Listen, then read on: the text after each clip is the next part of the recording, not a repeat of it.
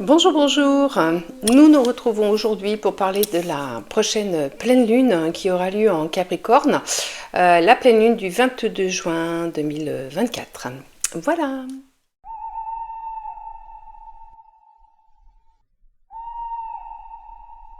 Donc, pleine lune en Capricorne, la pleine lune, comme on l'a déjà expliqué plusieurs fois, c'est la capacité de nous libérer de nos blocages, de nos peurs, de nos doutes. C'est une phase lunaire qui permet vraiment une libération profonde parce que la pleine lune, en fait, on la voit, bon, évidemment quand il n'y a pas de nuages, mais l'énergie est quand même toujours là, même s'il y a des nuages. C'est juste esthétiquement moins sympathique. Donc la pleine lune, en fin de compte, c'est la réverbération de la lumière du soleil sur l'astre lunaire. La lumière du soleil, c'est une énergie yang, une grosse énergie de journée. Et du coup, elle est transmutée par l'astre lunaire en énergie yin. Et l'énergie yin, qui correspond à la nuit, qui correspond à la douceur, à la fraîcheur, au noir, en fin de compte, est une énergie d'intuition. La pleine lune va permettre d'aller éclairer les zones d'ombre qu'on a à l'intérieur pour les conscientiser, les faire remonter et pouvoir travailler dessus. Voilà. Une pleine lune, comme une nouvelle lune, c'est une phase lunaire hyper importante pour avancer sur soi-même, comme toujours. Et donc voilà, donc une pleine lune éclaire la nuit, éclaire notre environnement. Alors toujours faire attention que c'est pas tout à fait la même vision que de jour. Vous pouvez avoir par exemple un jardin et la nuit va vous apparaître un petit peu plus mystérieux, un petit peu plus fantomatique. Parce que l'éclairage bien sûr n'est pas du tout le même en fait.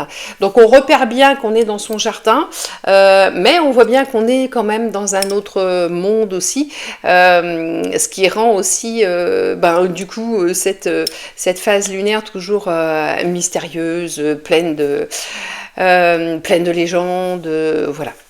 Donc, ce qu'il faut juste visualiser, c'est que du coup, la pleine lune, c'est un gros phare sur nous, sur notre intérieur, sur nos zones sombres, qui viennent éclairer, en fin de compte, notre nuit intérieure. Voilà.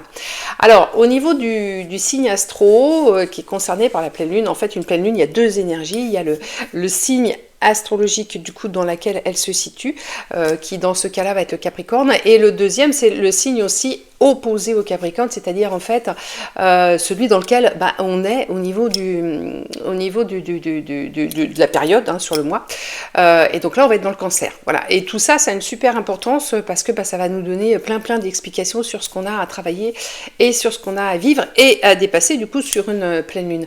Donc le Capricorne, alors là le Capricorne, très important, cette pleine lune là, très importante, je vous en ai parlé dans mon podcast de début d'année et je vous réinvite vraiment à le réécouter parce que là on arrive fin juin et donc on arrive déjà à la moitié de l'année, à la fin du premier semestre, et donc partant de ce principe là, on a déjà bossé sur nous pendant 6 mois et je sais personnellement déjà et pour parler avec beaucoup de gens que tout le monde est on est complètement à plat. On a l'impression d'être dans une lessiveuse depuis le début de l'année, vraiment depuis, on va dire depuis le 1er janvier en fait au final, mais déjà un petit peu plus en avant. Je vous renvoie à cet épisode de Tempête du 1er novembre qui est pas anodin, pareil, j'en ai parlé dans ce podcast. Et donc ce qu'il ne faut pas perdre de vue, c'est qu'il va falloir tenir le coup jusqu'à la fin de l'année. Capricorne, très intéressant parce qu'on a vu qu'on avait commencé donc du coup avec une nouvelle lune en Capricorne sur le 11 janvier qui nous renvoyait au travail du mois de novembre. C'est pour ça que je vous dis qu'il va falloir persévérer, puisque le Capricorne c'est la persévérance jusqu'au mois de novembre en fait, jusque dans cette période-là, pour arriver à sortir un peu la tête de l'eau. On voit que l'ambiance est généralement très électrique, avec tout ce qui se passe. Les prises de décision générales sont peut-être pas toujours dans le juste, toujours prises à l'émotionnel en fait. Et donc le Capricorne en fait compte, c'est cette persévérance. Et donc le Capricorne, une nouvelle lune, on a dit en janvier 2024, une pleine lune en juin 2024 dans celle qui arrive, et une deuxième pleine lune en juillet. 2024 et une deuxième nouvelle lune en décembre 2024. Donc c'est le signe où on a 4 phases lunaires dans la même année, ce qui n'est pas non plus hyper courant.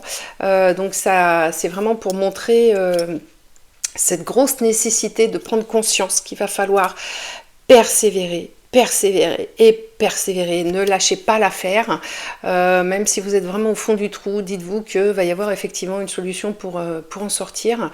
Il n'y a pas de souci là-dessus, du moment qu'effectivement, bon, entre autres, on lâche prise, hein, ce qui n'est pas facile, mais c'est le nerf de la guerre. Et puis voilà, pas se braquer, pas parce que là, le corps en prend, mais plein les dents. Là, en ce moment, c'est la contracture de tous les côtés, les maux de ventre, les douleurs physiques, on a vraiment l'impression d'avoir, je sais pas moi, la pression atmosphérique qui commence à se... et qui nous écrase les uns après les autres. Et donc voilà, on est sur cette énergie-là. Donc il faut tenir le coup, il faut persévérer. Et donc cette pleine lune-là, en fait, en Capricorne, va nous aider à persévérer. Et c'est bien qu'elle soit au milieu de l'année et qu'on ait aussi, du coup, sa petite sœur le mois prochain pour faire une deuxième couche, parce qu'il faut vraiment y aller, il faut vraiment persévérer. Et donc là, l'univers nous dit quoi? L'univers nous dit ok, ça a été très très dur, là, les 6 premiers mois, piqûre de rappel, comme quoi il ne faut pas lâcher le morceau, et puis tiens, voilà, phase lunaire, pleine lune, pour t'aider justement à essayer de libérer des choses, pour t'aider à persévérer, à continuer sur ce chemin-là. On rappelle qu'on est sur, du coup, l'année 8 de l'abondance et de la réussite. Alors là, vous allez me dire, en ce moment, c'est plutôt abondance d'emmerdement, on va dire, et c'est pas faux, mais ça va se transformer en abondance de réussite derrière si vous lâchez pas le morceau. Donc il faut vraiment tenir le coup, tenir le choc. Là, ça va pas être facile parce qu'on rentre dans la période du cancer, et le cancer au niveau émotionnel, c'est le signe plus. Donc c'est pareil, il va falloir vraiment travailler sur ce côté-là. Mais voilà, donc notre pleine lune en Capricorne nous dit, ok, c'est dur, ça, on le sait, c'était prévu comme ça. Là-haut, ils ont des infos qu'on n'a pas toujours. Hein.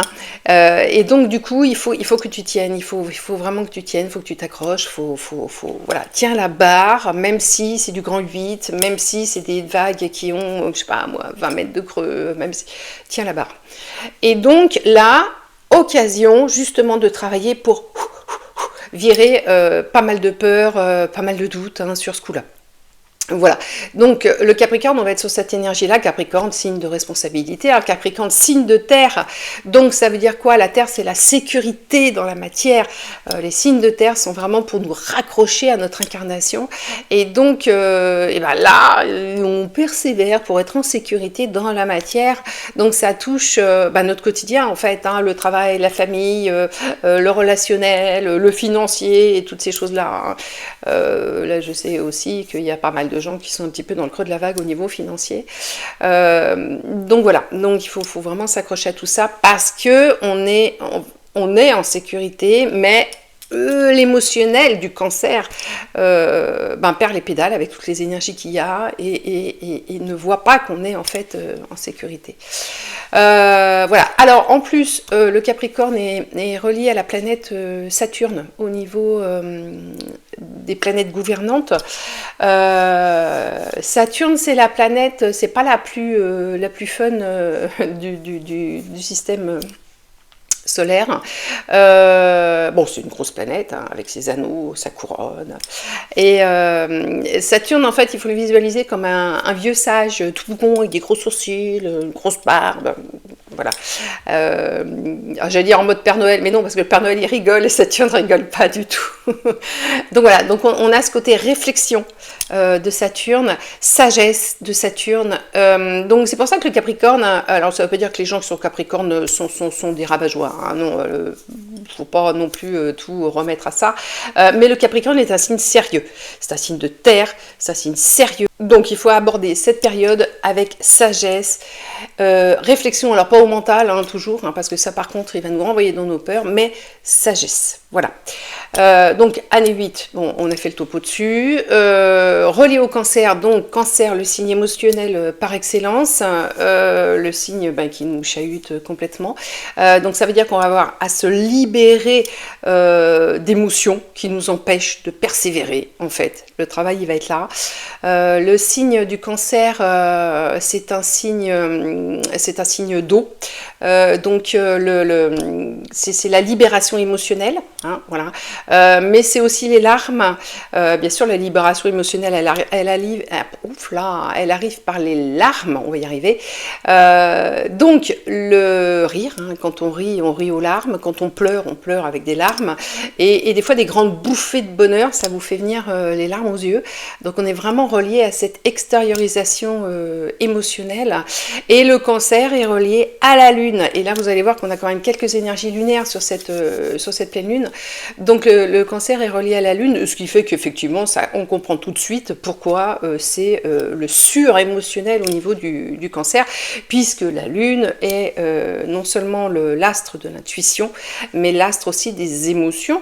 Alors, vous allez me dire, c'est l'astre aussi du féminin sacré, la lune, mais quelque part, le féminin, c'est les émotions, voilà. Bon, c'est vraiment un raccourci vite fait. Donc voilà, donc on est dans ce signe émotionnel et le Capricorne vient, la pleine lune en Capricorne vient nous libérer de toutes ces affaires-là en fait émotionnelles. Voilà. Donc, partant de là, au niveau du jour, on est sur un samedi.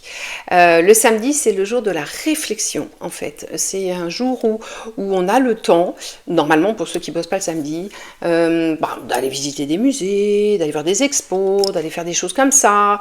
Et en fait, on est très relié à ça. On a le temps de s'occuper de ce qui nourrit notre esprit en cette journée-là. Voilà. Et elle est reliée, et il est relié à la planète Saturne. Encore une fois.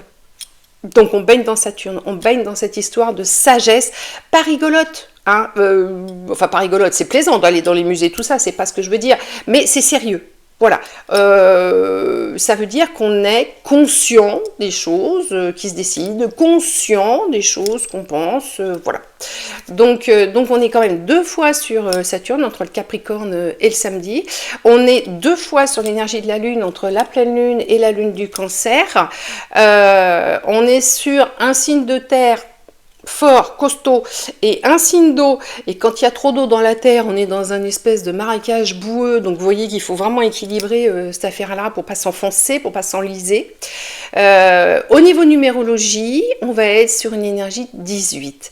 On est le 22, donc 22, 2 plus 2 égale 4, plus le 6 du mois de juin, plus le 8 de l'année, donc on arrive sur 18. Le 18, c'est le 1, plus le 8 égale le 9, donc aussi énergie importante. Le 9, c'est l'énergie en numérologie de la complétude, de la fin de cycle. C'est-à-dire qu'en fait, on vient de vivre le 1, 2, 3, 4, 5, 6, 7, 8. Et donc, on arrive au 9, chiffre du bilan, chiffre des fins de cycle. Et quand on a fait tout ce travail-là, eh ben, on est beaucoup plus complet, en fait, de tous les apprentissages qu'on a eus sur les énergies précédentes. Donc, c'est le signe c'est le chiffre de la complétude.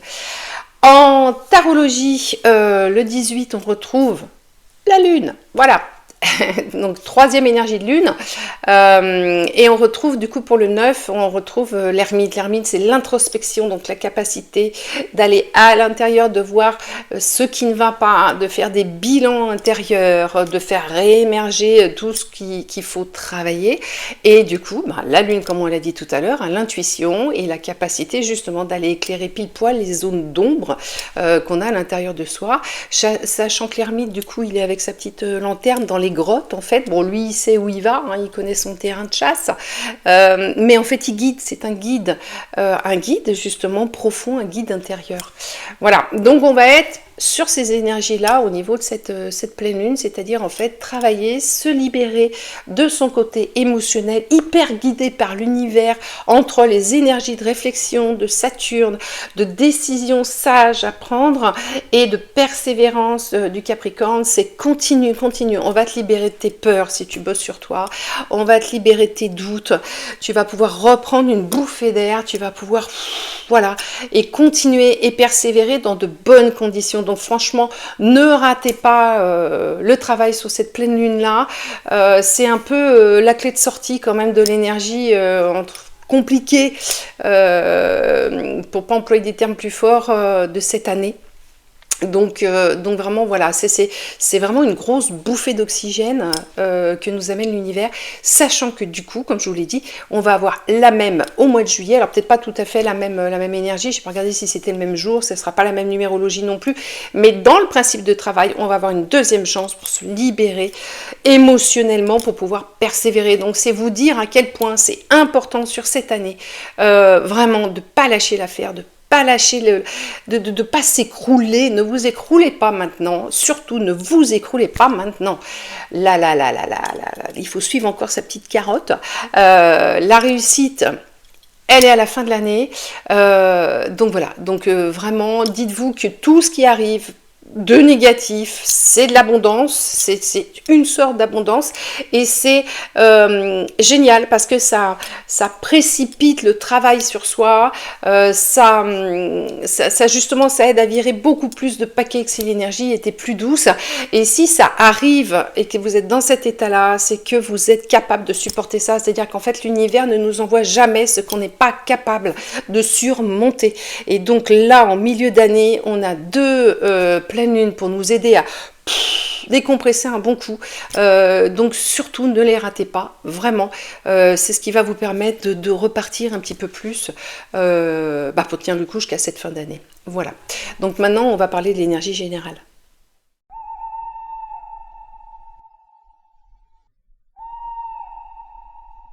Alors, l'énergie générale, comme je le dis toujours, si je vous explique ça, la vidéo dure 15 ans, donc elle est déjà assez longue comme ça. Donc du coup, je vous invite à aller sur mon site internet ou ma page Facebook, mais bon, le site internet est prêt maintenant.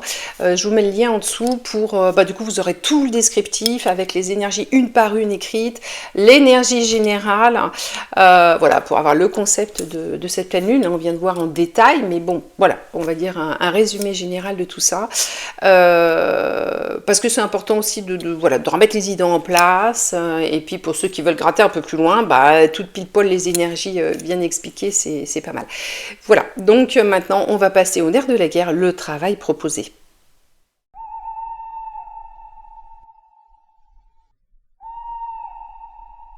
Alors, je vous propose, comme à chaque fois, une piste de travail sur vous-même pour profiter de cette énergie de pleine lune, sachant que, bien sûr, c'est pas une obligation, vous faites si vous le sentez, si ça vibre en vous, et si vous avez, vous, un autre protocole de travail là-dessus qui vous branche, que vous aviez prévu de faire, et vous faites ce qui vous parle. Voilà, le plus important, c'est toujours de faire ce qui nous parle. Donc, comme d'habitude, vous allez vous créer une ambiance zen, tranquille, tout seul, à un moment donné où vous êtes sûr de ne pas être dérangé, parce que bon, il est hors de question de faire son travail de pleine lune, je sais pas, en plein milieu de la cuisine, à moitié en train de faire à manger, l'autre moitié avec les devoirs du petit. Voilà, il faut vraiment être au calme, c'est votre moment à vous, si vous voulez que vraiment la vibration augmente et que tout ça s'inscrive vraiment dans vos énergies pour justement faciliter le travail et puis le rendre efficace. Voilà, il faut vraiment vous accorder ce temps-là. Comme on le dit toujours, le jour de la pleine lune, c'est super, en plus c'est un samedi là, donc normalement vous devriez arriver à dégager du temps, mais 3 jours avant, c'est tout à fait possible aussi, 3 jours après aussi, bon, sachant que avant la pleine lune, l'énergie va monter, et puis ensuite elle va redescendre, voilà. Mais bon, on a quand même une petite semaine pour caser ce travail de pleine lune. Voilà, on va reprendre la technique des bonshommes allumettes de Jacques Martel, que j'aime beaucoup. Alors ça, c'est pareil, vous pouvez trouver tout le détail du coup sur mon site internet. Je vous mets aussi le lien de la page pile poil. Bon voilà, comme ça vous aurez juste à cliquer dessus et vous avez le travail avec le petit schéma et clique sur les explications. Et donc on va faire ces deux bonshommes. Donc le bonhomme de gauche, vous marquez bien votre nom en dessous, hein, pour savoir de qui il s'agit, hein. On ne marque pas le nom du voisin, ça sert à rien. Et sur la droite, alors soit vous faites une grande bulle et vous marquez toute la phrase du temps, et vous reliez au bonhomme de gauche avec le même système de lien de couleurs, si vous pouvez, puisque c'est les chakras qui sont reliés là.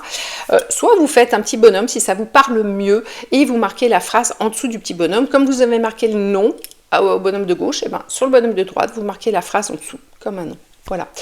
Et puis le protocole, il est que après, vous coupez au milieu, vous déchirez tout et on met le feu et voilà. Bon, en conscience. Et après, si vous pouvez terminer par une petite méditation, c'est pas mal. Ça permet de tout bien ancrer à l'intérieur. Voilà. Donc, la phrase, je vous la donne. Hein. Alors, je la lis parce que je ne la connais pas par cœur non plus. Surtout que je t'écris toujours des pavés.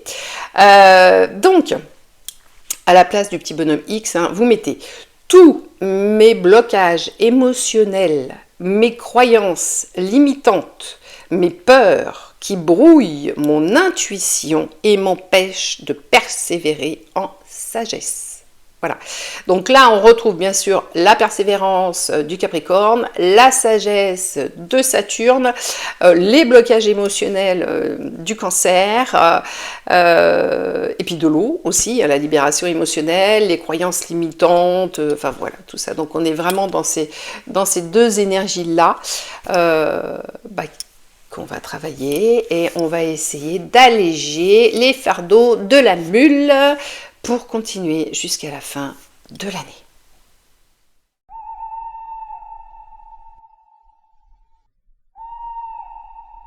Voilà, donc c'est fini pour cette pleine lune en Capricorne du 22 juin 2024. On se retrouve au niveau pleine lune pour la prochaine en Capricorne du mois de juillet 2024. Et puis pour d'autres vidéos en attendant, si vous avez aimé, je vous invite du coup, comme d'habitude, hein, à vous abonner, à aimer, à partager surtout parce que ça peut aider d'autres personnes. Voilà. Et puis toujours se rappeler que décider de changer votre vie, c'est